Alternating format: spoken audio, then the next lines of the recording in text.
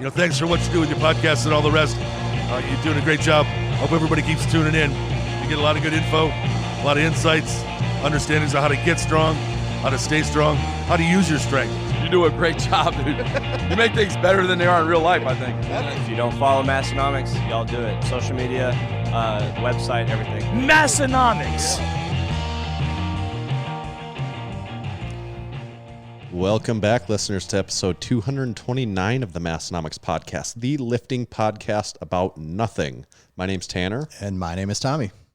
We got a good show again. We got another guest, keeping that running, of course, a cool and Bud Jeffries, longtime friend of the Massenomics podcast. He is. We've gone back and forth with Bud for, this one's kind of a long time coming. It actually is. I think, did we write an article with him in it way back in the day, actually? We did. That had to have been probably like 4 years ago. I totally forgot about that. Yeah, until you mentioned that. I think that was people that you're not following. You should be. Yeah. I think that's right. And when I was in Florida one year, I was going to try to podcast. I took the equipment even there and was going to try to podcast with him because I was staying not too far from where he was at. And a hurricane hit, right? Yeah, that's right. That is what happened, I think, that year. Yeah, it was. Yeah, Hurricane Irma had other plans. All these memories coming back. But more on that later. But first, our sponsors. Today's show is brought to you by Lifting Large. Lifting Large has set a new standard for customer service within the strength world. They have live website chat support and speedy email responses. Lifting Large is home of the Ground Lock deadlift slipper, and they are always in stock and ready to ship. Massenomics listeners can save 20% on all Lifting Large branded products by using our discount code MASS20 at checkout. Today's episode is also brought to you by Spud Inc. The goal of Spud Inc. Straps is to make products that support sports performance and help everyone achieve their training goals. They make products that last forever, won't bust your budget, and most importantly, leave no doubt about success when everything is on the line. Check them out online at spud-inc-straps.com. And this episode is brought to you by Hybrid Performance Method. They are your one-stop shop for all things fitness and online coaching, whether your goals are training-related, nutrition and body composition-related, or both. Hybrid has a program for you. With dedicated and experienced coaches in each strength and fitness discipline, you can rest assured that you're in the best hands possible. We do have a discount code with them as well. It's 5% off all your training or nutrition memberships on their site. That code is MASS, M-A-S-S in all caps, and that's at hybridperformancemethod.com. And this episode is brought to you by Texas Power Bars. In 1980, Buddy Cap set out on his own to make what he believed was the greatest bar he had ever seen and trained with, and the Texas Power Bar was born. It was strong as a house with the best knurling and was maintenance-free. Hundreds of state, Massenomics, international, national, and world powerlifting records have been and continue to be set and broken on the Texas Power Bar. Check them out at texaspowerbars.com. Well, all right. Same sponsor team back at it again. We don't change these often, do we? No, we don't. We got good ones, and we like them, and they like us, and we just keep it rolling. We're on a roll, as they say. So what do we got in the world to talk about this week, Tanner?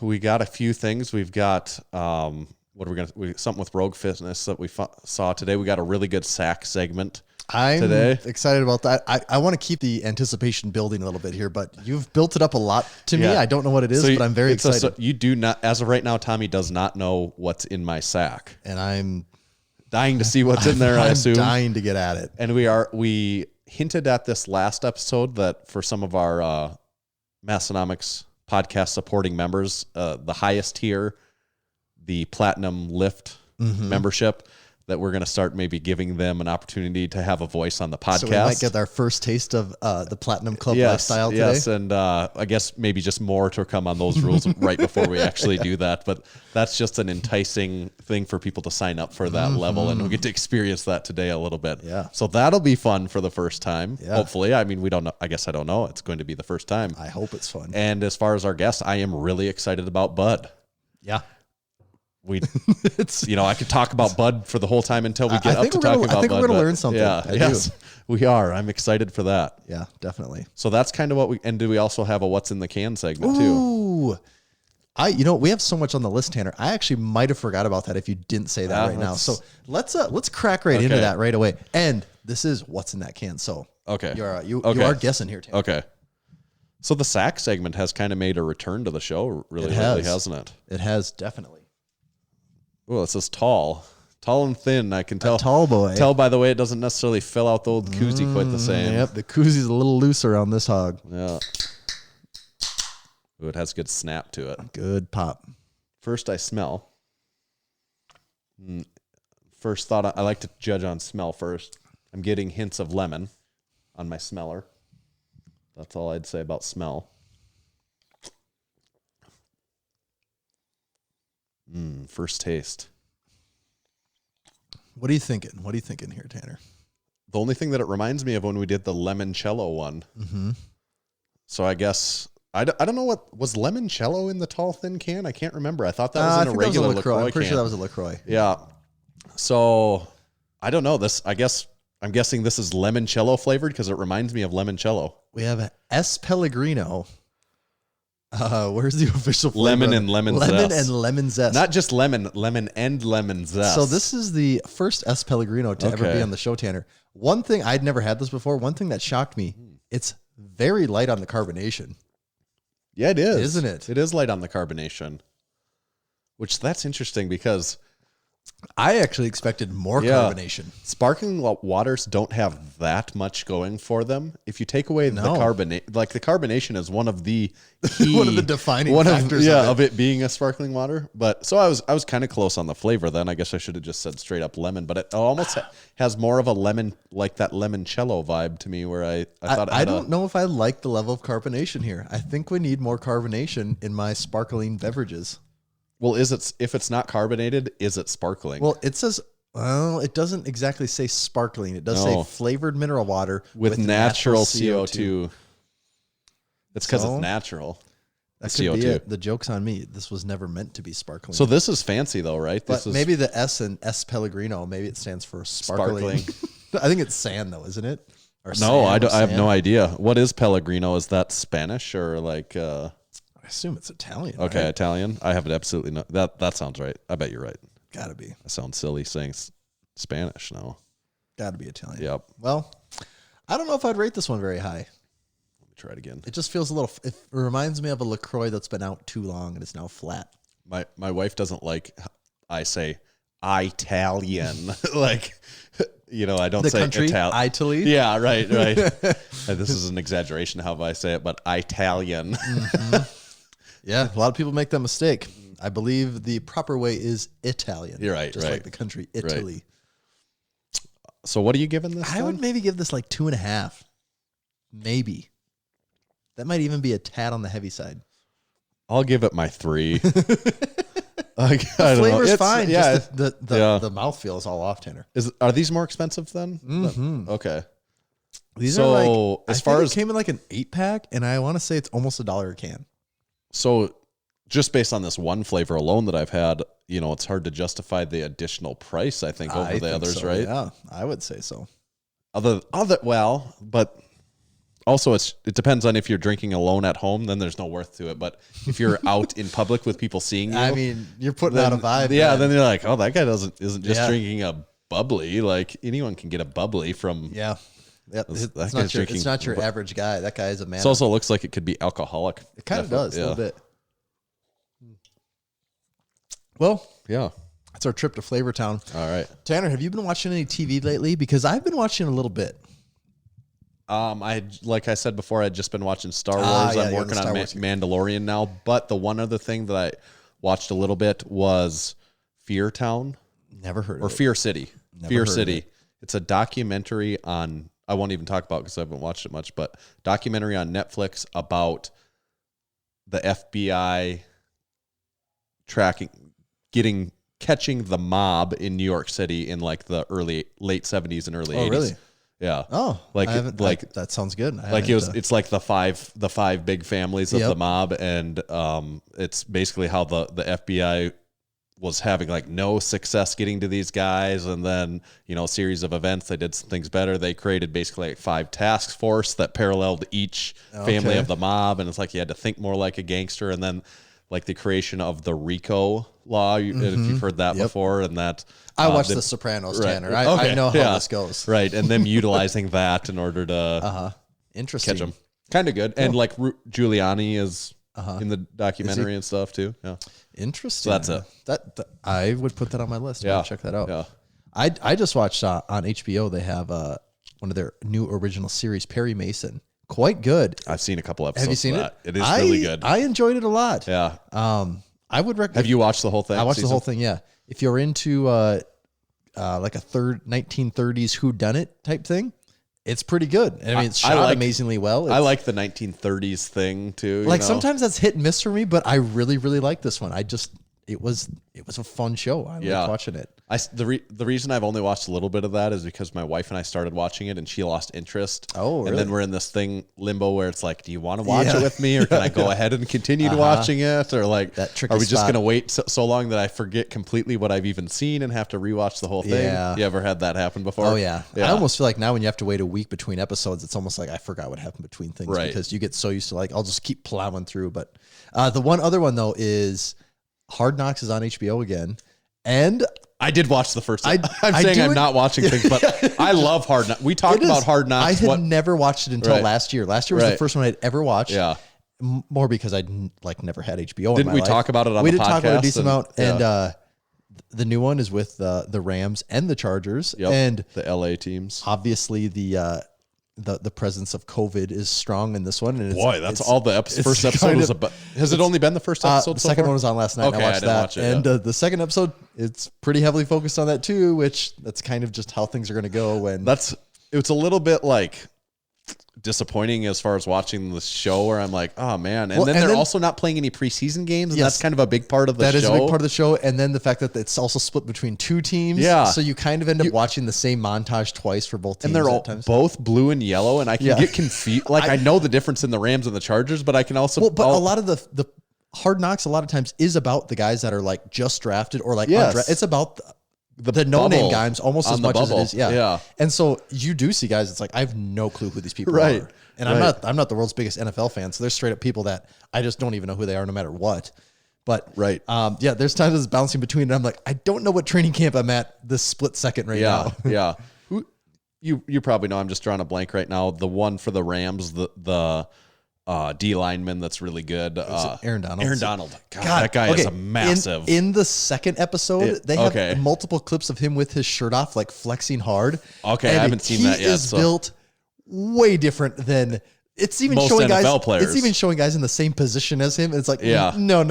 You guys can't play against each other. That guy's on a different playing field. But he kind of is too. I mean, I didn't follow the NFL much this last year, but from what I remember, Aaron Donald kind of is on a different playing field. Yeah, he's the one I was going to bring up. That he is a freak. Is a freak. He's a freak amongst freaks. Yes, is kind of the thing.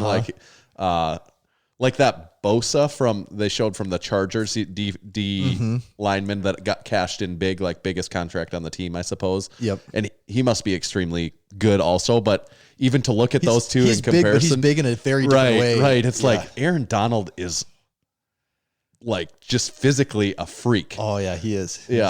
He's thick and jacked. Yeah. There's no way around that one. If a guy like that power lifted, you just got to assume he's going to destroy every record there is. You would think so. I don't like know how if he never will. He has no motivation to, no incentive, but no reason like as people that are interested in powerlifting, strongman, it's like, man, if that guy, or like even strongman, like I would just assume anything with moving in it, he's just going to kill everyone with just a little training. With just like minor if amounts of training. There's people like him not being proficient in those movements. He would probably, outside of just being so incredibly natural, or strong and gifted, like there's some things he would struggle at and not know how to do it right. Like a log clean and press, even like a 300-pound log, which he could probably do very easily with a little practice, might be tricky for him. Just like the first time picking up, having no clue what to do.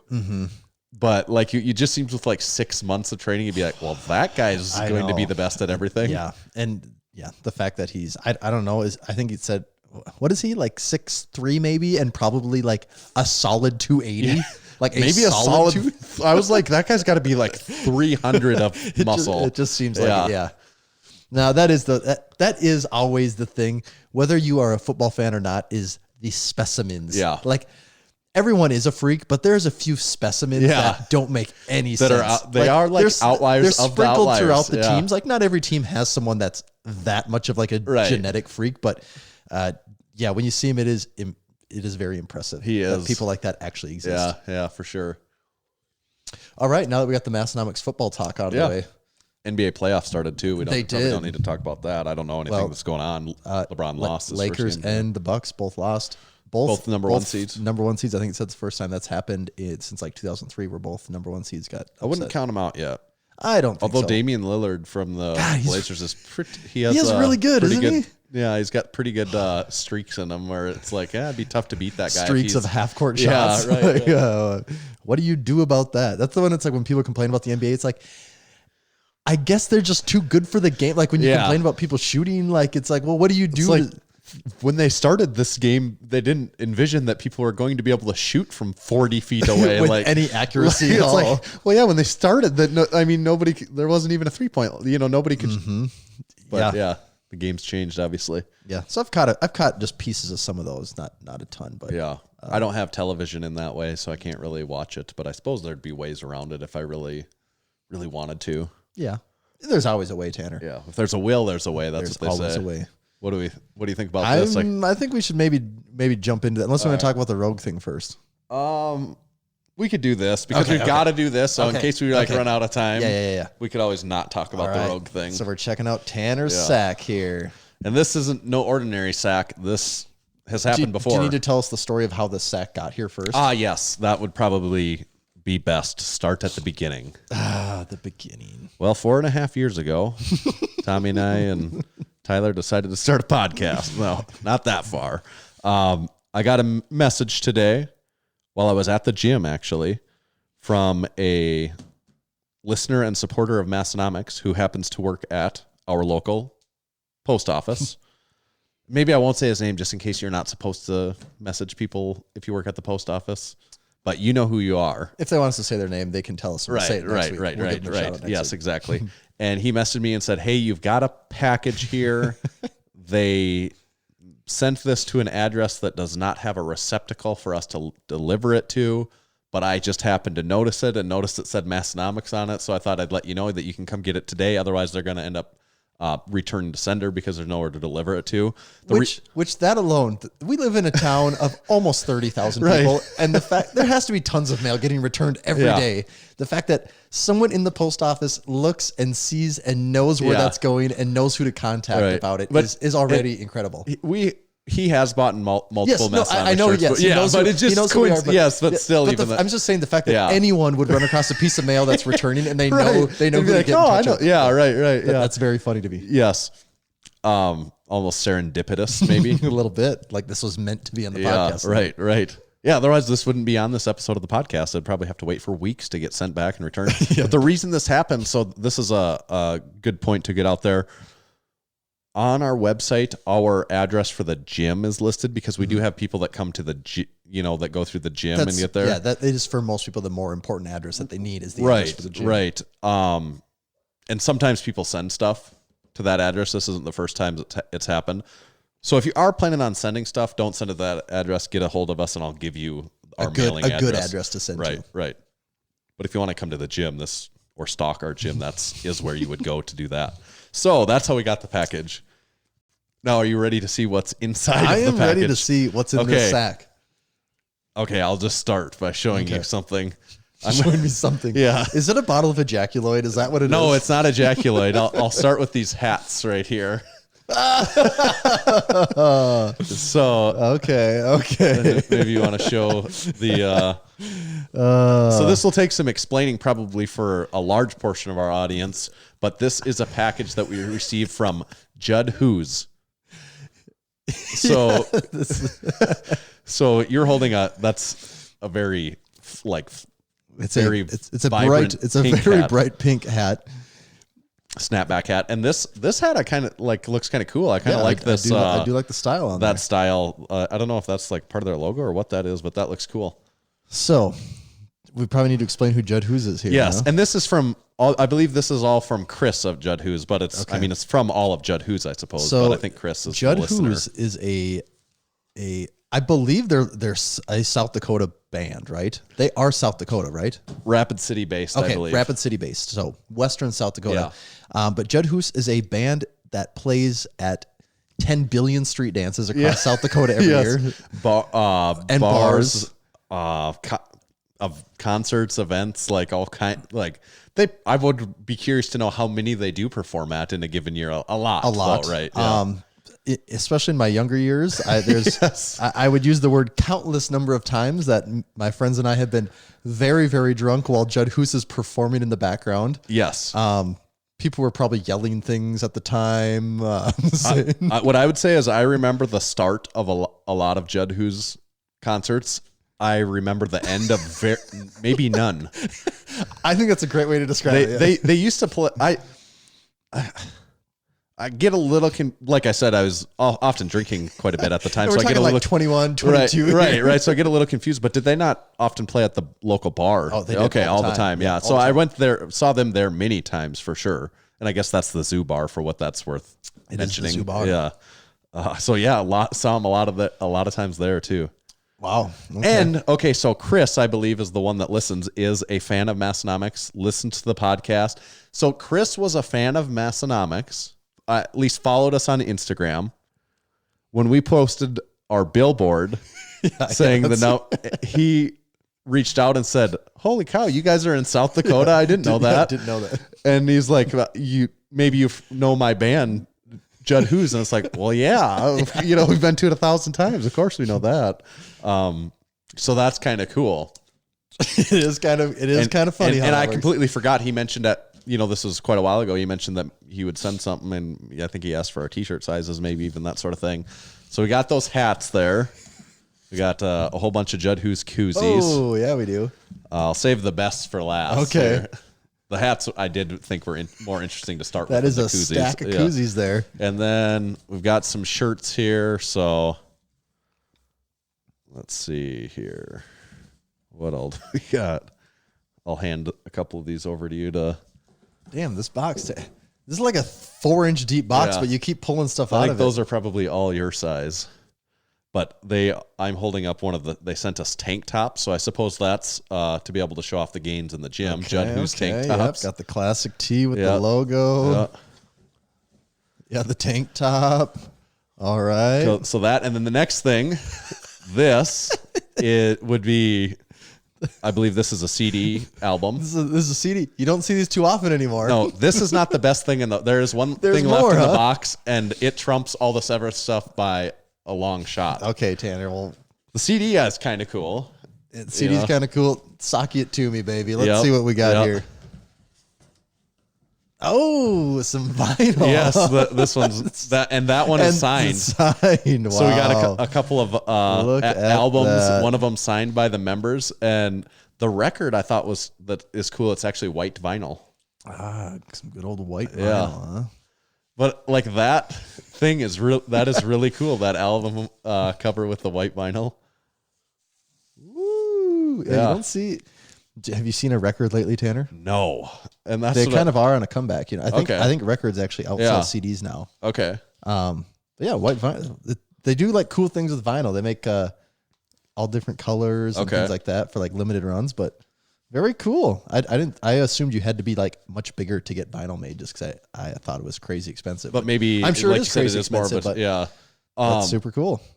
But to me, it's we are something we're working on here, not too long term or more in the short term, is we're going to revamp our podcast studio. If we ever had like an area for cool things that we've received, we might even have to talk about that. Is when we redo we might have to set shelves aside for people to send us stuff to put things on. Because like, wouldn't this be this signed album cover? Just because people are like, what is that? Yeah. Like, what is that? Damn, that is a goodie box. So album's called Music in the Dark. And the members of Judd Hoos are Chris, Andy, Tyler, Devin, and Shane. But like I said, I think it's Chris because he lifts. So I did let him know anytime he's in Aberdeen, he's welcome to come to Massenomics Gym, of course. To get his gym on. Yeah. Sweet. Well, thanks a lot, guys. This was a very, very impressive sack segment. Yeah. And I'm not saying that lightly because we've been getting a lot of sacks lately. Right. Yeah. Wow.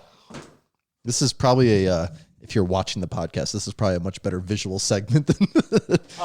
True.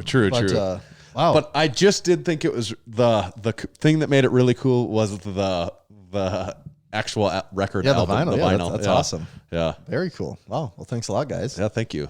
If you're not familiar with Judd Hoos, go check them out. Yeah. I would just put you in the right Judd state of Hoos. mind. Maybe have like 10 beers first. Juddhoos. No idea what that even means. No. If it's a name or I have no clue.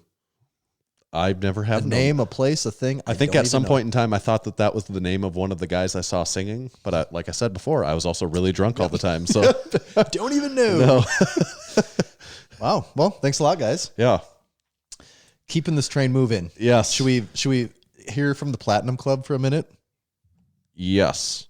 Okay. So we'll explain this segment really quick. We're also going to explain it to the person.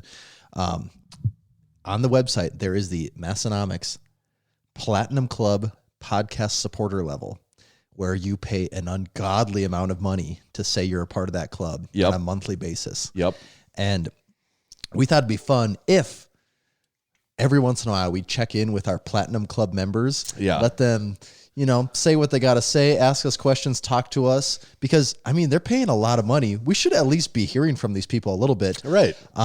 They are parts of this podcast. They are part of this podcast. Yeah. Absolutely. So this is what we're going to do. We're going to start every so often having a Platinum Club member on, and we might have the same person on multiple times. There's no rules to that part. No. But we make the rules. We do make the rules. As of right now, the only rule is that once the person's on the phone, we are going to break down the rules quickly. And the rules are going to be that we will explain the rules to you, and then you have 60 seconds.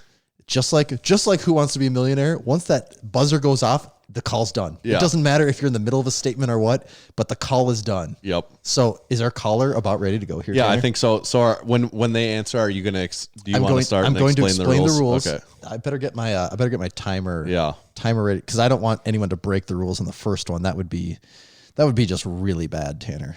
That's true. You know how we get on the rules on segments too. Okay. And are we good on the switchboard for Cullen?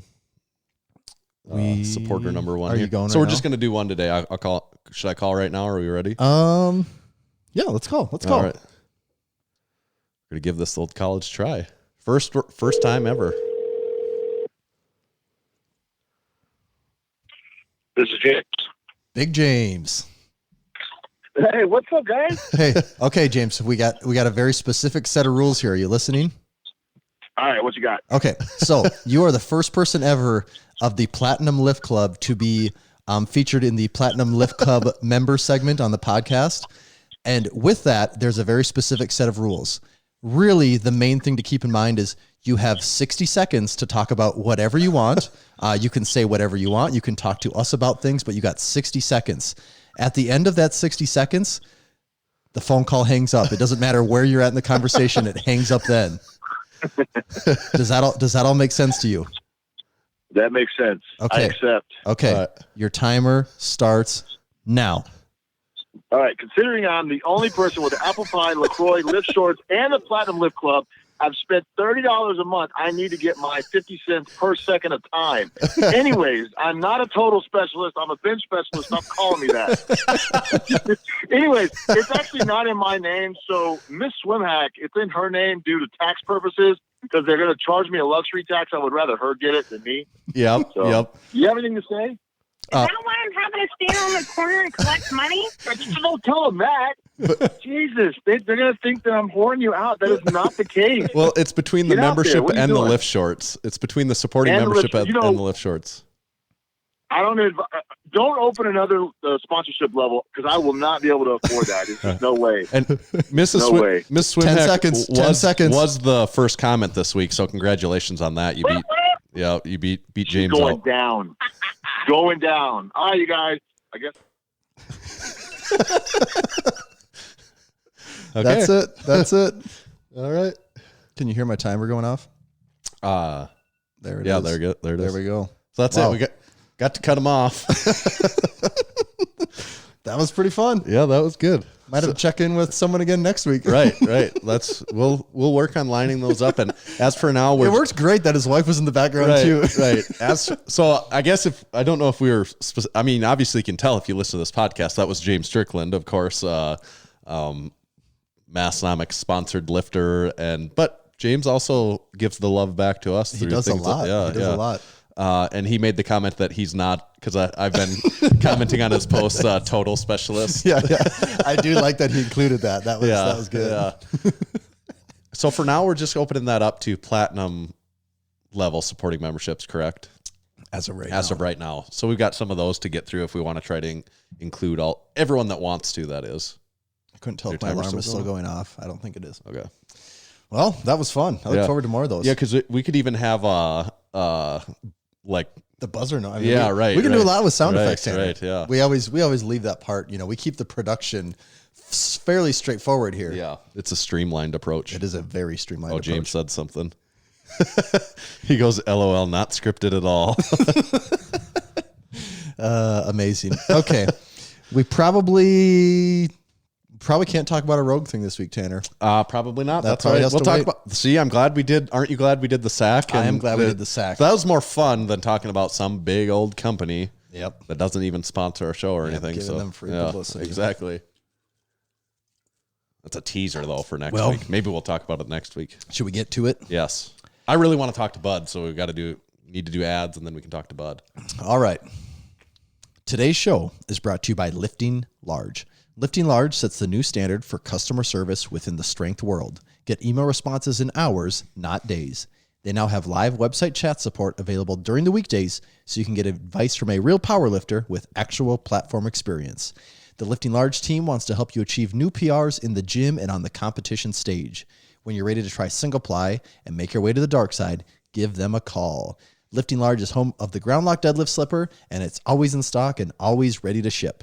Massenomics listeners can save 20% on all Lifting Large branded products by using discount code MASS20, that's MASS20, to save 20% on all Lifting Large branded items. Place your orders at liftinglarge.com, and you can follow them on Instagram at liftinglarge.com. That's at liftinglarge, DOTCOM. The Massenomics podcast is also brought to you by Spud Inc. and the Spud Inc. cable handles.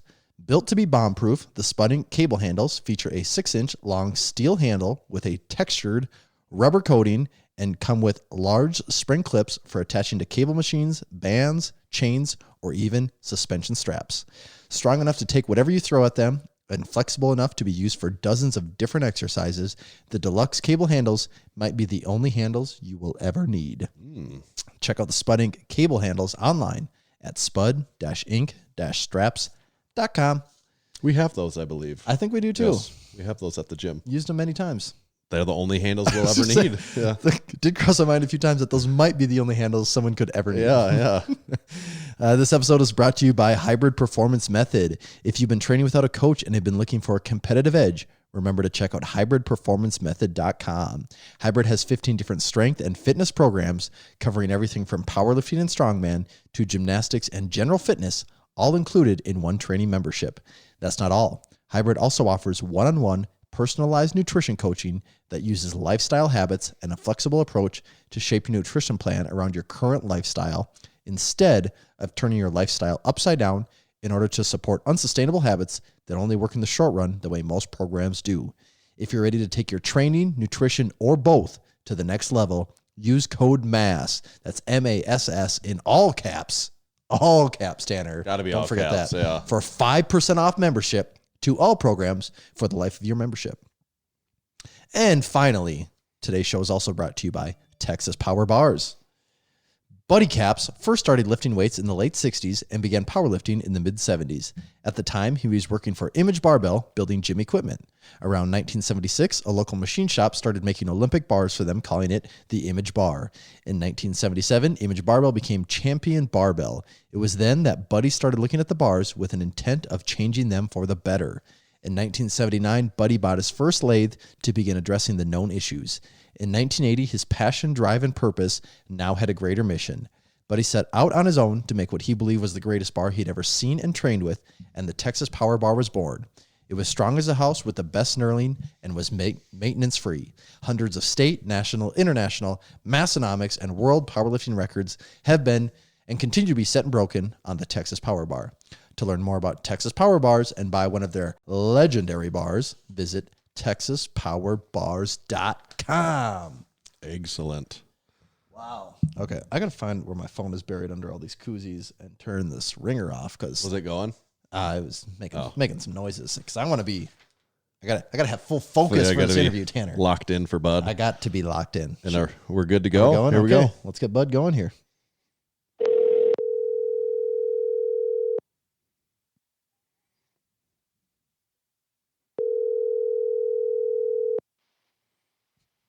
Hi guys, what's going on?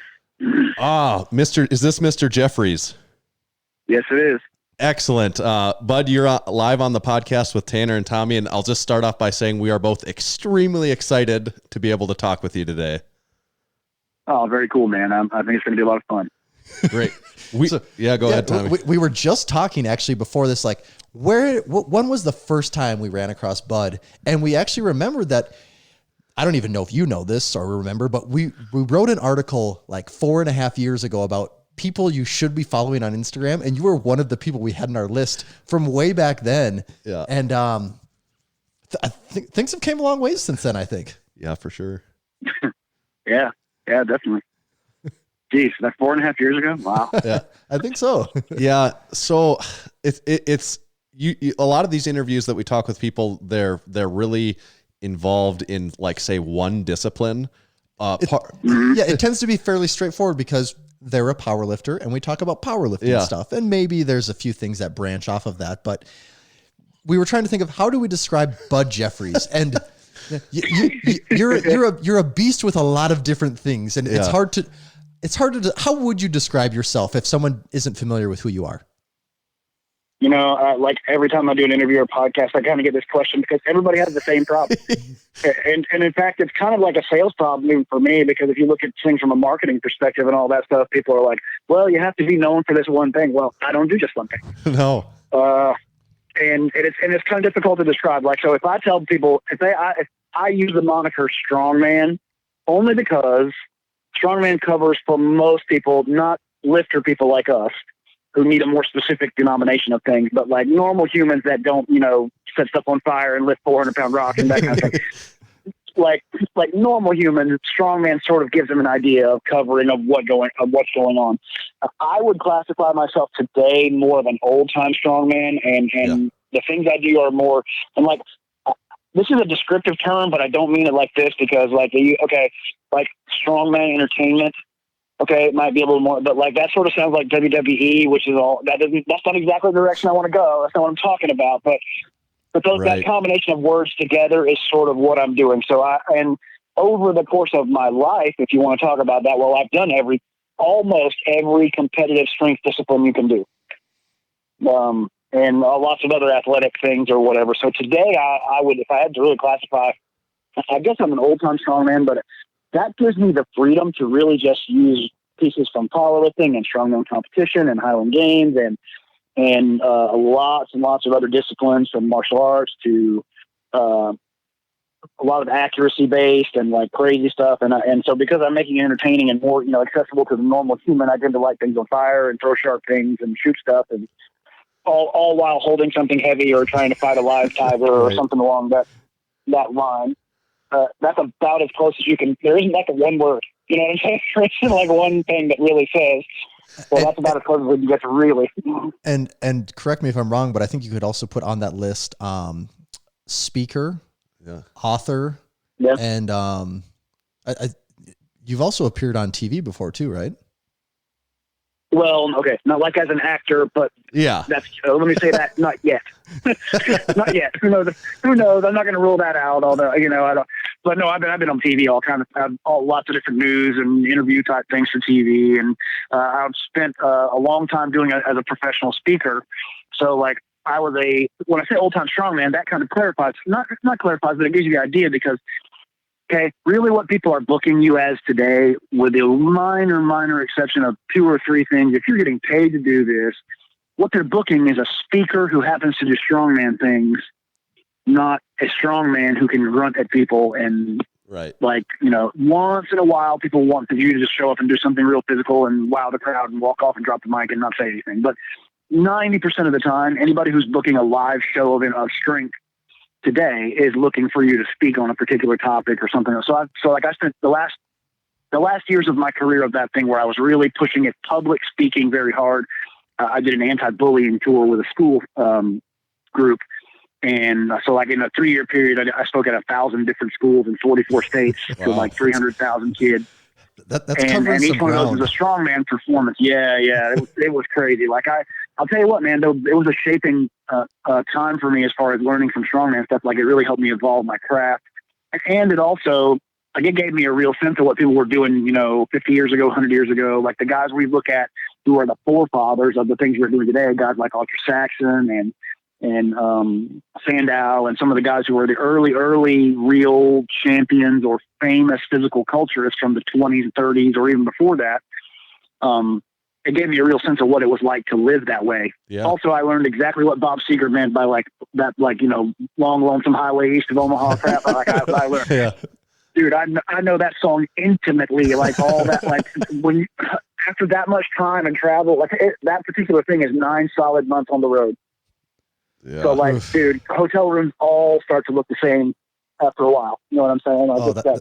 That sounds brutal. And see, you're like even more clarifying this point for us. We, both Tommy and myself have both followed you for a long time. And like I'd maybe speaking for both of us, but we didn't even really know that you had done that much touring speaking like that. Like that's just even more that we didn't know about you because there's so much, you've done so much in this field that it's just hard to even go through it all. Right. Well, and I'm trying to make it even harder because I'm trying to catalog. I think this is something that like Herman Groner was the one of the old time strongmen was really known for, the wide variety of crazy feats. And he had in the book that parallels that chronology that chronicles his life. They catalog hundreds of feats, and that's kind of the direction I'm going with that. I want to see, like what's possible for the human body to combine strength and all the other possible physical attributes, and what can we do all together. And the speaking thing was awesome, man. It taught me exactly how to be like super dialed in for a performance and super dialed in for a strength feat within seconds, and to perform 2-3 times a day, 5 days a week, and there's a learning process of that. So yeah, and that was kind of what I'm looking for. Is I want to.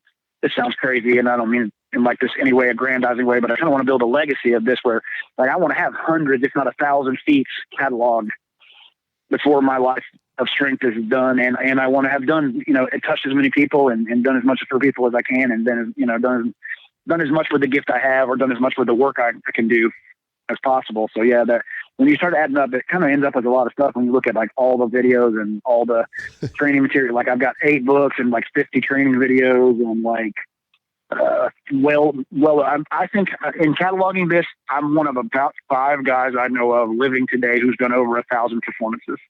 Is a strongman performances. That is very, very impressive. And so with over 1,000 performances, I mean, you come in contact with probably, I don't know, hundreds of thousands of people over that time, if not 1 million people. Mm-hmm. Is there any moments that really stick out to you as being like, these were the top 3 moments going through all of that? Oh, wow. Really putting you on the spot here.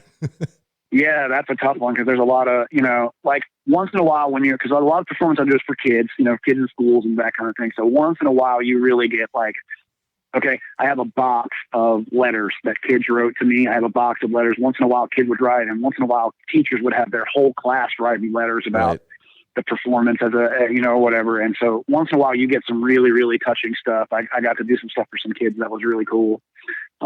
Meet some really amazing kids along the way and do some really stuff like that. Also, as part of that thing, I got to see literally almost all of Lower America, like literally see it up close. As a performing thing, let's see. Well, first time or two that I performed with people I really respected was kind of a cool thing because I actually am what I say I am kind of a thing. You know what I'm saying? Like that's like, it's kind of the first time TV people call you to come do something. That's kind of like I really am actually doing this. Like I'm not just like some knucklehead in my backyard, even though I look like that on Instagram. Right. So I got to perform at the Old Time Barbell and Strongman Association dinner. That was kind of a career highlight for strongman performance. Because I got to do one of the last live performances that Slim Farman ever did. I got to perform on the same day as him.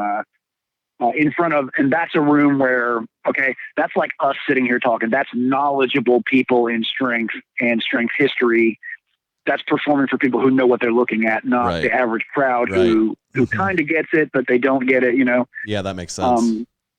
That kind of thing. Performing with, Dennis Rogers and Slim Farman was a big thing. Also performing, looking back on now, the times I got to perform with my son was a big thing. The stuff I got to do with him and watching him kind of grow into the just monster strongman that he was pretty phenomenal. I got to take him to the University of Texas at Austin Physical Culture Museum. Yeah, I've been there before. And, very cool. Yeah, which is amazing. And so in front of Jan and Terry Todd, if you don't know who they are, you got to look up the strength history. Terry Todd's the first senior national powerlifting champion ever. And unfortunately, he recently passed away, but him and his wife have built literally the museum of physical culture. Like, it's miles of books. That's everything from 1500s up. That's anything to do with strength of any kind is there. And Noah bent a bunch of steel for them, and it's now sitting in the museum, which is a real, that's awesome. Really cool kind of a thing. That's pretty cool. That's really cool. Yeah. So you have also done, if someone's not familiar with you and they hop on your Instagram, they're just going to see all types of just crazy stuff of you picking up stones, throwing weights around, walking with a yoke, doing the splits, shooting a quarter out of the air with air with a bow and arrow, holding a 400-pound rock and throwing a hatchet at a board. Yeah, like where do you? Is it like every day? Is it like I just want to come up with something new to challenge myself, or where does that drive come from? Yeah. Do you have a power lifter has a program mapped out for say the next 8 weeks, and they're squatting on Monday, 5x5, et cetera, et cetera. Does yours say Tuesday is hit quarter out of sky? Right. Yeah. Okay, so it's a tad less structured than that. Yeah, but it is more. But it is more structured than it looks. Okay, because social media only gives you the little snippets of what's going on, and you got to remember, I'm going to just post the most interesting stuff that I do. I'm not going to post, now that doesn't mean I don't also post when I fail. I post that occasionally too, and that kind of thing. Because let's be real about things. Some of these things are not easy to do. You don't walk up and do it the first time. Right. But there's a lot more structure to it than it looks like. So in the reality of my real programming, I use about a 7 to 10, sometimes 14-day cycle. But what I try to get within those is something that touches every significant piece of what I think human performance is about. Okay. So once every 7 to 10 days, I'm going to do some kind of squat, some kind of a pulling movement, some kind of a upper back pulling movement, and some kind of a upper body pushing movement. Now, I tend to pick my favorite stuff, my favorite style of those. And for my money, I don't care what kind, like if you squat, I don't care what kind of squat you do. That's cool. If you pull, I don't care what kind of pull you do. That's cool. If you row or chin, awesome. If you press, I don't care if it's bench press or like I have my favorites that pay the bills for me, considering the kind of physical performance I want to do and some things I don't do anymore because of past injuries. Like I'll constantly get the question, how much do you bench press? I don't bench press anymore, only because non-bench press. Well, one was a very slight pec tear from bench pressing. And then also another one was from a grappling injury. And so if I bench today, I don't intend to compete in powerlifting again, even though I competed for 15 years. I don't intend to compete in that anymore. So I don't barbell bench, I dumbbell bench. And then I do my real heavy overhead. My real heavy upper body work is generally one arm pressing, sometimes two, depending on what I'm doing, and I have a favorite of each of those moves. I tend to do like Anderson squats. I'll do generally stiff leg deadlifts, once in a while regular deadlifts or rack pull type stuff. Or I tend to switch back and forth between lifting stones versus deadlifting because I feel like it's kind of the same type of physical train. You know what I'm saying? Or your lower back is getting smoked, one way or the other. Mm-hmm. So for me, as far as how I do that, I tend to rotate those back and forth. I tend to do either, like chest supported rows or sometimes a lot of one arm rows. Those are really my favorite upper back. And I tend to work and throw in an ab movement and throw in some kind of a moving, loaded carry, strongmanish type thing. But here's the thing. When you look at the wide variety of what I'm doing, what I'm trying to do is get the most bang for my buck. So I generally do a warm-up and 1 to 2 heavy sets, often for only 1 to 2 reps of those types of things. Now, maybe depending on what I'm doing, I may throw in a higher rep set. But within that 7 to 10 to 14 a day cycle, I'm going to get one time where I'm going to hit all of those for a reasonably max for the day, max for the week, whatever. Now, I'm not necessarily trying to push unless I'm just hammering that one lift. I'm going to go into a range where I know I'm in the 90+% range of that on a regular, all the time. So in that way, some of what I do is similar to conjugate training. And for this reason, I don't really like percentages the way that they're normally done. I don't want to live my life that way. And the strong men of the old time couldn't live their life that way. Mm-hmm. You couldn't say, all right, I got to perform this week, but I can only do 5 sets of 5 with 50 to 60% of what I'm doing. So the crowd's going to have to watch me do 60% of my feet versus 100. You see what I mean? That doesn't, right. That doesn't pay the bills that way. And also I don't like the idea of that in real life. Like, one of the changing moments for me was, when I was first starting powerlifting and I was doing some geared lifting and, belt and suit and knee wraps and all that stuff. And one of the first guys I ever lifted weights with, just like when I was like 13, 14 years old, said, that's cool and all. He's like, personally for me, like if the car falls on my kid, I don't want to have to say, hey, I got to run in the house and put on a belt and knee wraps and a suit and then I'll come pick it up. But you see what I mean? Like, those things that, I want to be able to go any time of day, any time of night and be reasonably close to the max of what I can do for strength, for endurance, for accuracy, for creativity, for any kind of strength. So not just like, or say maybe a barbell curl, but lifting stone or picking something up and carrying it or all of those kinds of strength. I'm going to hammer something in those areas, very heavy for 1 to 2 sets once during that time. Now, sometimes I do it like, all on one day, might do the whole body, or I might just break it up as I feel like during the day. I try to get a max heart rate almost every day of the week. So like maybe a short, intense cardio, maybe 5-10 minutes. Often some of that lifting looks like that. So for instance, I'll do, all right, so one of my favorite really short routines is to pick one heavy lift, start with say 25%, then go to 30 or 40, and then 50 or 60, and then 70 or 80, and then 90% over 4 or 5 sets. But between that, I'll punch a heavy bag for like 60 seconds. So the whole lifting thing is going to take like 7 minutes total.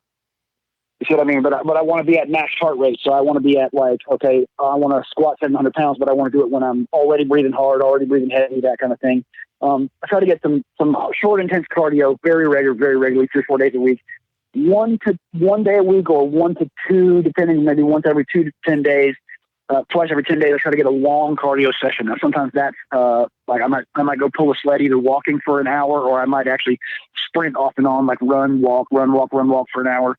Or a lot of times we'll take a light dumbbell, say a 40 or 50, and I'll do 1,000 reps over a 30-minute period, and I'll switch back and forth between snatches, swings, presses, rows, curls, laterals, or whatever. And I'll do like 100 of 10 different exercises and try to do it as nonstop as possible, because I want to get that. Personally, for me, I don't think you pay the bills cardio wise unless you can sustain a high heart rate for 30 to 60 minutes.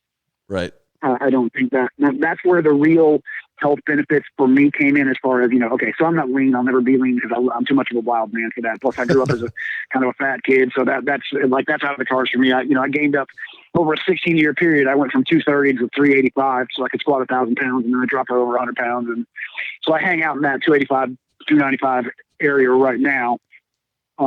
And honest to God, I like cheeseburgers and bourbon too much to ever be, that's just the truth. I can relate to that. But real cardio made a huge difference in how I'm able to train and how I'm able to recover, and I don't really get much sore. And I did that by doing 1,000 rep sets of kettlebell swings and just building up to like an hour of those nonstop or as much nonstop as possible.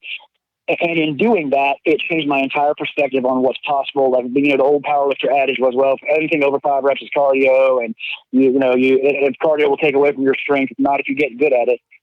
It won't, not, and it'll massively add to your life. And the fact that you made it, probably won't have sleep apnea, and you will definitely be able to play with your kids. And you won't be the guy who can squat 900 pounds and that gets, winded on the way to the mailbox and pulls a hamstring putting gas in the car. Yeah.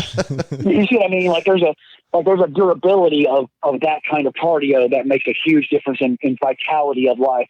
Okay, a lot of us are massively muscled and huge lifters, and we get in our 40s and we have the same stupid problems that couch potatoes have because we're super strong, but we don't really take care of ourselves. Well, when you can keep that heart rate at 150 for about an hour, you can talk about, now I feel like doing things, and I have to, like the wife has to keep a taser to keep me away from her, that kind of, you know what I'm saying, that kind of stuff. And just Yeah. I want to be that guy. I want to be the guy who, I actually want to be the guy who, dies at 90 jumping over Caesar's Palace, the fountain at Caesar's Palace on Harley, but that's a different story. So okay, you did just you mentioned this quickly there. You have squatted 1,000 pounds, which that's something very few people can say that they've ever done. And with someone with your type of credentials and the type of things you've done, what do you consider the most difficult strength of feat you've ever performed? Oh wow, dude, that's I almost have to classify that in like different different veins of feet, if that makes sense. You know what I'm saying? Like different, like some feet are okay. Like how do you classify that? So that squat took me 16 years to get. So when you look at that from you got to stay on task and go back to it regularly and keep hammering that one thing. From 14 years old when I first started powerlifting to 30 years old when I actually did it. Took me 16 years to get from a 225 squat the first day I walked in the gym to 1,000 pounds. So that's one of the most difficult feats as far as the long term of the training of the whole thing. Let's see. I did a walk one time with 300-pound weighted vest. Which was really this weird conglomeration of a weighted vest and a bunch of chains wrapped around and tied to that until I got it up to 300 pounds. And, cause it's not like they make one, you know what I'm saying? Right, but you can't go to Walmart and buy, I'd like a 300 pound. I was thinking, I'm like, I didn't know they made those. They do not. They make a junkyard conglomeration of like, literally it took my son like 20 minutes to wrap me in chains and like tie them on to keep it, whatever. But that was one of the most horrible and difficult feats of strength, maybe one of the hardest, because you can't take it off. So that took me like nearly an hour to get like a mile. I had a mile walk that I had to rest against things occasionally, and I sat down a few times or whatever to actually get a full mile. But like you said, the weight is not, it's not weight you're holding in your hands. You can't drop it for even a second. It's still on you no matter what. You can't drop it. So, and even if you sit, it's still on you. You're still breathing against it. That would be terrible. It's horrible. Like literally, I just staggered up to the back steps of my house, and they had to cut wrapped the chains around and then just took little cords and tied them together so they wouldn't fall off. So they cut it all off of me and literally had to lift it off me. I couldn't get it off. And I lit it there's a picture of me with a pile of chains laying on my kitchen floor and me laying next to the chain like I'm dead. It was that kind of horrible. I mean, as far as that kind of thing, I don't know. It's hard to say. I recently did I think this is one of my better feats, one of my couple of really, really better feats, and probably pretty hard. Although it wasn't as hard as I thought. It was definitely hard. Don't get me wrong, cardio wise, but it's not as hard as I thought it would be. I pulled a semi truck. Okay. So I put a 700-pound yoke on my back and then picked the yoke up and walked while pulling the semi truck and trailer. Yep. That's just gotta be so awkward. That was pretty rowdy. That was pretty, it's a weird thing in that really what it requires is this ridiculous torso strength. Right. Because you can't really lean. Okay. When you pull a truck like that, you have to lean in. You can't really lean. Now, because it's 300 pounds of me and 700 pounds of that, the pure mass of the thing will let me keep pulling while I can't lean. It kind of counterbalances. You see what I mean? Right. But it counterbalances in that there's down pressure and back pressure. So you have to keep your torso stable enough to keep that weight off the ground and not fall with it that way. But you also got to keep your torso tight enough that you can translate all that pressure forward without having to lean, which is crazy. You feel can't it from lean. your ears to your toes. Yeah. And then I can't imagine that. Accuracy. Yeah, that was pretty rowdy. Because I've done a 700-pound yoke. I've done a 700-pound yoke and pulled a truck before, and I literally can't imagine how you could do them at the same time. That's crazy. Yeah, it's you know what, okay. So that kind of plays to the question you asked me earlier. Do you program this stuff? If you were to really be able to look at my training over the last several years, you would see a consistent build up toward wilder and wilder and wilder things. Okay, So like they're shooting the quarter out of an air, started with out of the air with a bow. And I've actually hit a quarter in the air with actually about 15 different things. I've hit it with a knife, an axe, a bow and arrow, air pistol, a kettlebell, a hammer, a wrench, a chain, shot put, sporting clay.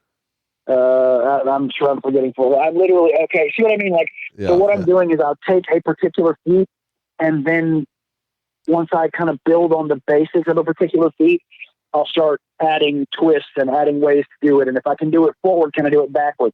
Okay, so the truck thing started that way. I'm like, I just had this idea. Can I pull a truck and do that and with the yoke at the same time? And then I did it forward. Well, then the next day I did it backward. Walk backward with the yoke, pulling with the truck to see what I mean. And then I experimented with, okay, so I pulled the truck while carrying a rock, and I pulled the truck while holding the dumbbell overhead. And then I pull, see what I mean? If I can pull it forward, can I pull it backward? And if I can do that, can I pull it longer, or can I pull it and throw something at the same time? Or if I can throw something at something big, can I hit something smaller and smaller and smaller? Or can I hit it from further away? Or can I hit it while it's moving? Or can I hit, you see what I mean? Like it's all progression of each of those skills. And then it's all combinations of skills. Like, okay, can I hold this 200-pound log on my shoulder while I throw a burning target in the air and hit it with an axe? Yes, I can. Can I? And if I can do that, then where's the next? You see what I mean? Like it looks bizarre. It looks like I just literally go out and like take some LSD and like just make up the craziest thing from day to day. But really, if you were to be able to look at the entire backlog of things, and I want to say that because people are going to say, oh, this guy, is just really freakishly phenomenally gifted. Okay. Yeah, in some ways, but everybody's got gifts and everybody's got drawbacks. And a lot of the things I do today, I was not good at the first day I walked in the door. So, like, endurance was horrible for me to do. Horrible. It was the worst thing ever. Most 300-pound guys, it's just the most horrible thing ever. And because of the car accidents and stuff I had, I just literally, like, woke up as a fat kid out of body cast as a kid. And, like, my endurance was just gone, which is horrible. I was pretty strong, but didn't have that, so I had to learn that, and I had to learn to run better, and I had to learn flexibility wasn't natural to start with, and accuracy was terrible to start with. And I said that to say progressive building of these blocks allows you to do some amazing things if you just don't quit. Like, that's one of the big messages I try to get to the average person. And also amongst us as weightlifters, one of the things I talk about is like, we all think we're bad to the bone until you test it. You know what I'm saying? Like, we all think we're like stupid tough about absolutely everything. And like, I can lift this, therefore I can lift that. No, not necessarily, Skipper. Right. And I'll tell you what taught me some of those lessons. Okay. Is like so I did a little fighting. I did some martial arts. I sort of got in Taekwondo as a kid for rehab after a car accident, but later on I picked it up again in my adult life and in the early days of the UFC. And if you can't tell by now, I'm one of those guys who like sees something as a challenge and be like, yep, I got to do that. Mm-hmm. And then my wife says the most dangerous thing I ever say is, let me ask you a question. Can I? And like, that's, if I ask that means I've already thought through, I'm about to try this thing. So usually that ends up with something on fire or bleeding or whatever, but it is what it is. We all think we're tough. Okay. And you can be the biggest, baddest, strongest guy on the planet. And if you don't know what you're doing as a fighter, you'll be dangerous for about 60 seconds. Mm-hmm. And then you're really, really, really not dangerous at all because you won't know how to protect yourself. You won't know how to relax. You won't know how to, see what I mean? There are so many things we think we have skill. And then one of the reasons you see me do such a wide variety of feats is I want to find out what I really, really can do. I don't want to subjectively think, okay, because I can lift this, I can lift that. Because if you've ever done this, okay, we'll probably all know some guys who are really good stone lifters who aren't great barbell deadlifters, and the really great barbell deadlifters who aren't great stone lifters. Yep. And they do play and help each other, but until you try one or the other, you may not. You don't know that. You see what I mean? You don't know how good you are. The flip side of that is you can, when you have a deficiency at something, you can get much better at it, and you can do some amazing stuff. Like I'm doing stuff today. If you'd asked me 10, 20 years ago, I would have thought nobody, that's not possible, or no, you can't, unless you're just a freak gifted at something. But it really is if you just learn to train and learn to give yourself time to practice and play with it and have fun with things, and and your wife doesn't throw you out for lighting the backyard on fire. And that's what I was going to say. One of my personal favorite things you've ever done is you were doing an extremely heavy yoke walk. You might remember the weight of it.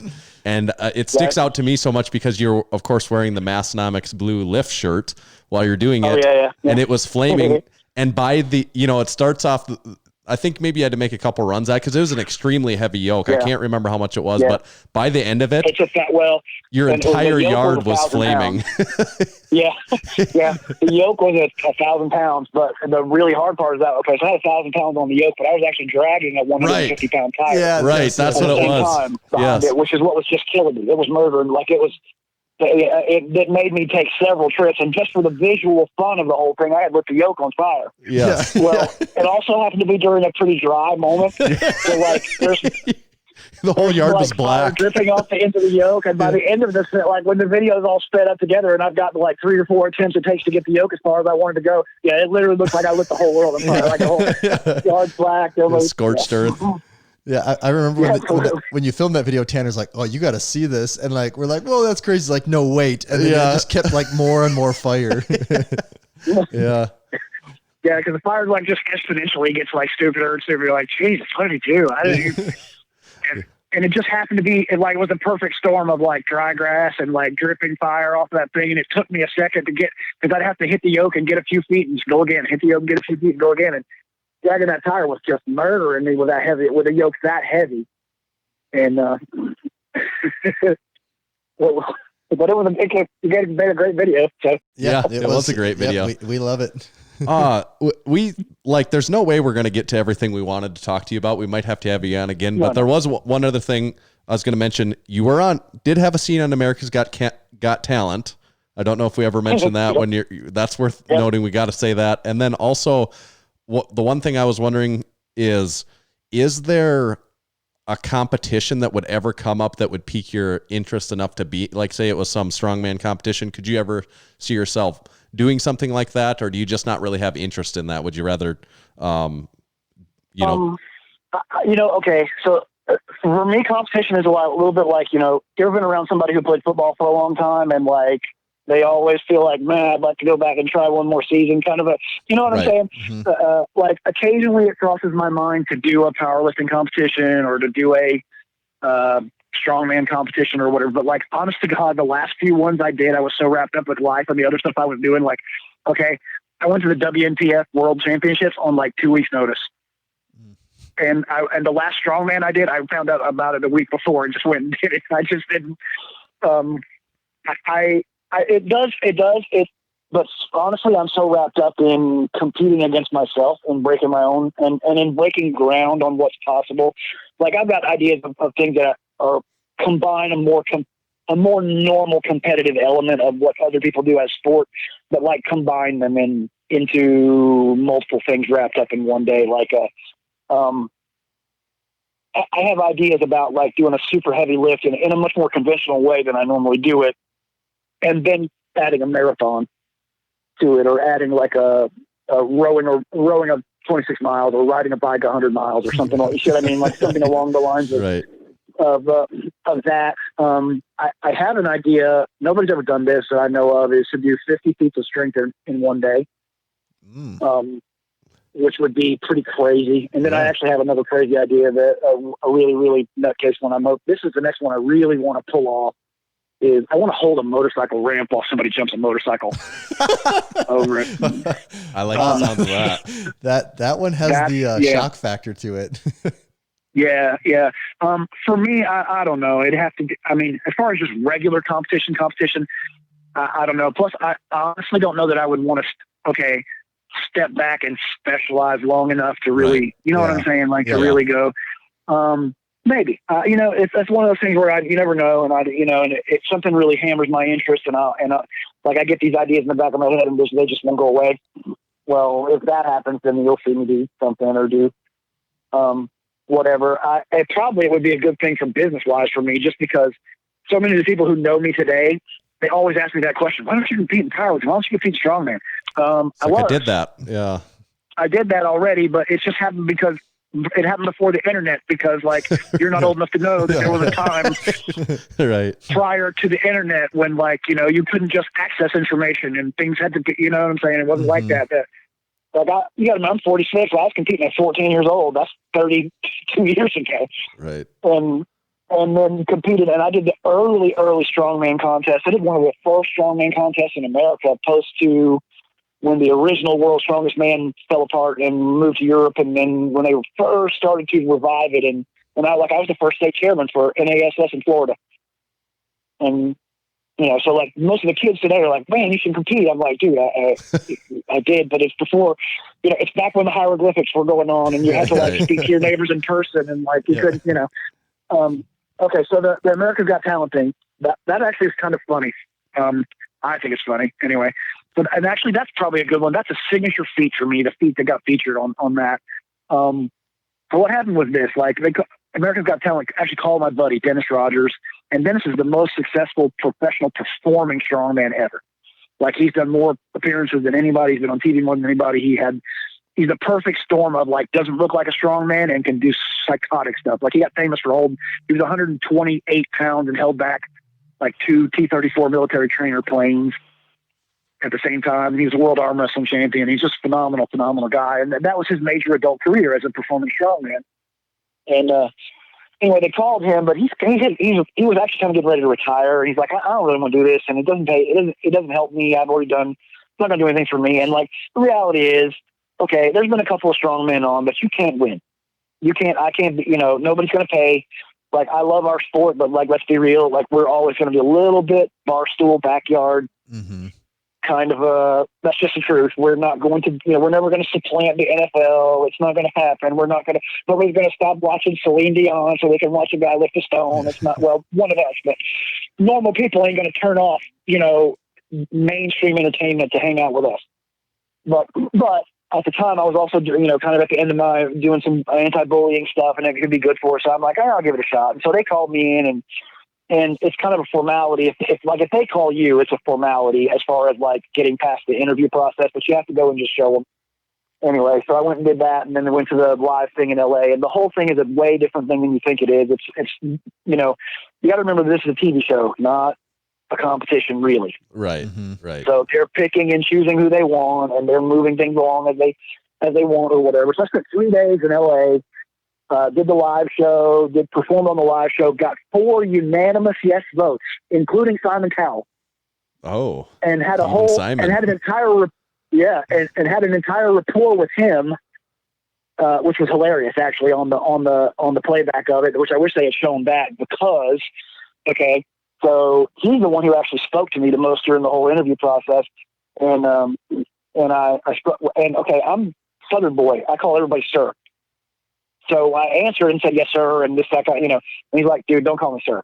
And like, I can't stop it, dude. You don't understand. Like, I'm not calling you sir because I particularly respect you. I'm calling you sir because I have 30 years of my mother and father saying you will address everybody as sir, yes, sir, no, sir, yes, ma'am, no, ma'am. I'm like, and he said, okay, don't call me sir. I said, yes, sir. and like, it kind of became this little running joke back and forth. He's like, and I literally explained that to him. I said, listen, man, you gotta understand, this is something I can't turn off. This is my mother will call me if I didn't say yes, sir. He's like, don't worry, dude, I'll talk to your mom. Just don't call me. I'm like, but anyway, got 4 unanimous yeses and got edited out of the show because they reserved, you got to remember, they put 50% of the spots for acts that they think actually could go to Vegas. And then they put 50% of the spots for idiots who don't have any, who don't know that they shouldn't be there. Right. That's part of the show. Saying? That's a big part of their show is booking terrible stuff. Right. So people will laugh at it, or so people will think it's crazy, or they'll have something to do. So I didn't get on, I quit watching the show. Like I watched it, but they don't tell you, don't tell anybody what's going on. And so the episode I should have been in, I wasn't on, so I just didn't watch the rest of the season. Well, at the very end of the season, I got like 6 phone calls. It's the finale of the show, and they're like, dude, you're on show, you're on TV, I'm like, what are you talking about? You're like, you're on American Got Talent. Like, what are you talking about? So go back, and we missed it. I wasn't even there. I wasn't home or whatever. And I go back and look it up, and the feat I did is I got 4 of the judges. I got Nick Cannon and 3 of the judges, Heidi Klum, Mel B, and Howie Mandel. I put a bar on my shoulders, and I got all 4 of them to grab the bar, and I picked all 4 of them up at the same time and spun around with them. So with their body weights and the bar, it was 600 pounds. that I spun around with them about 3 or 4 times and put them down as part of the show. And they pulled off a 2-second clip and replayed it a couple of times as part of Nick Cannon's wildest moments of the year. And the whole thing. Now, Mel B just about busted my eardrum. Because the way I had it set is she was to my left and Heidi Klum was to my right, and then on the outside was Nick Cannon, and on the outside was Howie Mandel, because that kind of balances things. Puts the guys, they're about the same body weight, puts them on the outside. The girl puts them about the same body weight on the inside. But when I picked them up and started to spin, you remember she's a professional vocalist. Well, she's about 6 inches from my ear. Yeah. And she screamed. And I'm telling you, like straight up, for 30 seconds, could not hear out of my left ear because, it was insane. It was just, and it was a wild experience where you go and meet all these people, and Heidi Klum was super freaking cool, down to super almost normalish. I didn't even, and I'm not real celebrity-ish, so I didn't hardly even I walked by her and didn't even know where it was. Yeah. But it was cool. It was one of those things, and one of those, kind of little TV moments that is a bizarre afterthought in the life that I'm living. Yeah. But a fun little thing. So. All right, Bud, we have this game we like to play with every guest that we have on. It's called Overrated or Underrated. And I don't know if you're familiar with it, but we've got a small series of topics that we handpick for you. And we'll go through them, and you just got to decide if they're overrated or underrated, and you can elaborate on that as much as you want to, or you can just give a straight answer. Whatever you want to do, you answer it however you want to, but you do have to decide overrated or underrated. You don't get to ride the line in between, so that's where it gets challenging sometimes. Okay, so if you're ready here, topic number 1, overrated or underrated, and this is for the man that lives an unconventional life, an unconventional lifestyle. The topic is conventional deadlifts. Overrated. only because you need to find the deadlift that fits your body type. So I would rather you deadlift it was kind of like I said before. It doesn't really matter so much which press you do. If you build up to a big 1-arm press or 2-arm barbell press or bench press or incline press or dips, you're still gonna have a big, powerful upper body. If you do stiff-legged deadlifts or rack pulls or stone lifts or conventional deadlifts or sumo deadlifts, if you get up to a big pull and you do the one that fits your body best, you're still going to be as muscular as possible. And I have a real issue with people saying, you have to do this lift this way. There are hundreds of body types. And sometimes what they do is they confine people to, you got to do this lift. If you're not doing this lift, you're doing it the wrong way. You're evil. You're an infidel. Your taxes are going to go up. Your neighbors are going to hate you. And what they do is they pick people with a movement that actually hurts them when they could get the same benefit out of a similar movement that worked in a better range of motion or a better leverage for that particular person and get the same muscular benefit in the real world without the damage. For my money, for that particular way of looking at it, that's overrated. All right, that's good. Yeah, that all makes sense to me. Yeah. Topic number 2, overrated or underrated, training outdoors. Underrated. Bizarrely underrated. And then you guys knew that I was going to answer that way. I kind of figured that one would be that way. That was that's low hanging fruit, bro. That's not even, I love it. I absolutely love it. I'll tell you why. You're breathing better air. I think we don't spend near enough time as humans outside. We're not free enough to move. And for me, dude, nobody's going to let me go into Globo Gym and light it on fire while I throw stuff at. I think there's actually science about that as far as the air and the sunshine and the grounding. You see people training barefoot all the time, and they give me crap about it all the time because camera angles always makes it look like I drop things next to my toe. I really am. I'm much, much smarter than that. I promise. I'm an absolute wild man. Don't get me wrong. I will do some reckless things, but I'm not stupid about where I put my feet or where I drop things. You know what I'm saying? I'm paying attention. I do think there's legitimate science to that actually goes to being barefoot and the grounding. I also think you're so much better off to reacting to the elements of heat, cold, wet, dry, uneven ground as far as strengthening the feet and that kind of thing, as far as just general body and livelihood toughness and an actual a vital type humanity. I think we're much better off to train outside, at least as much as is conveniently possible. Yeah. Awesome. Okay, topic number 3. This is something that you do, and it's a topic because not only because that you do it, but it's also become recently much more extremely popular amongst the general population. So overrated or underrated hatchet throwing? What's hatchet throwing? Yeah, hatchet throwing. Actually, I would actually probably ride the line on this one, but I'm going to say it's I'm going to say it's underrated. Now, I would have ridden the line because I think throwing itself is underrated. I think it's a very primal skill, and because action hatchet throwing has become popular, it's an easy way for us to reaccess those roots as humans. Those like being able to throw things, being able to shoot things.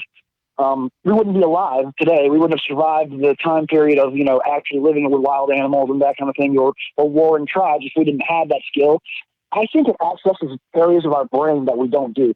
And throwing, whether light or heavy, is actually one of the best speed training and accuracy training movements that you can do, which, that's new neural pathways for most people. That's brain activation. That's muscular activation in a very different way. Plus, it's just freaking fun, dude. I'm sorry, but there's just something manly about, growing your beard, drinking a beer, and throwing an action stuff. It just right. is. I mean, that's just, and we're lacking in that for sure. So yeah, it's underrated. All right, good. Okay, your last topic for overrated, underrated. We know you're a Florida man, and you do a lot of different athletic feats. It's questionable whether this particular thing is athletic or not. It's a little ways down the road from you in Florida, but overrated or underrated, the Daytona 500?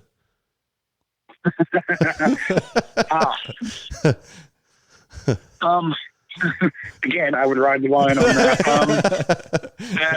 I straight would, only because I have a close friend who races cars, but he races small track, and that's actually awesome. For me personally, Daytona is a little overrated. But now that's living in Florida. Okay. So right. Daytona, the city is cool, but it's not the beach I would choose to hang out at. And I'm not 20, so I'm not looking for, spring break girls and that kind of thing. The race itself is awesome. Don't get me wrong. But for me, I actually have a really good attention span.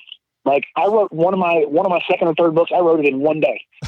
So and that was a full hammered day. Like that was what we did. So I actually have a good attention span. However, cars in a circle for that long a period of time will probably have me looking for stuff to light on fire. So it's not, you see what I mean? Like with me, that one's a little underrated. However, car racing itself, or racing of any type, like that's another thing for me that over the period of life, I want to be able to lift everything there is to lift, do every major movement type, agility, endurance type thing. I want to be able to throw and accurate at absolutely everything. I kind of want to be able to be the guy who could survive anything too. So I want to be able to ride anything with air or drive anything with wheels. You see what I mean? Like that, those things actually make a lot of sense to me. And like small track and we play around and race 4-wheelers and dirt bikes on my property, and that's all kinds of fun. But for me, NASCAR is wonderful. That particular thing is a little too long. So for me, that's a touch overrated. Okay. I think that's a really good answer. Yeah. I think that's great. Yep. Bud, that kind of brings us, I wouldn't say to the end of everything we want to know, because we could probably talk to you for like 3 more hours here. I don't know if we hardly brushed the surface on some of the questions we were even going to ask you, but we set it up for a sequel, right? Right. Yes. We set it up good for I'd love to come back, and that's what, I'm sure there's a million more questions, and I'll probably do something next week that'll give you a question. You'll be like, oh God. Yeah. We know you've got a website and stuff. Just wondering for people that maybe are listening that are new to you or haven't found you before, you're on Instagram, website, where would you want people to look you up or find you? Okay, 2 websites. My personal website is an unconventionallife.com. That's with 1 L. Okay, so an unconventional, instead of 2 L's for life, is 1 L life.com. That is my basic website. That's got my books and videos and all that stuff. And then our charity website, which is really what I care about you going to. Even if you hate me for any other reason, I'd prefer you go to this. That's noahsarmyfoundation.com. And crap, I can never remember if that's .com or .org because I've been hitting the head too many times. So. Okay. So Noah's Army Foundation. Okay. You can find that, Google it. That is much more important to me than anything else that we do. That's our charity that we do that supports police and fire and is against domestic violence. And we just try to take care of as many people as possible in remembrance of our son.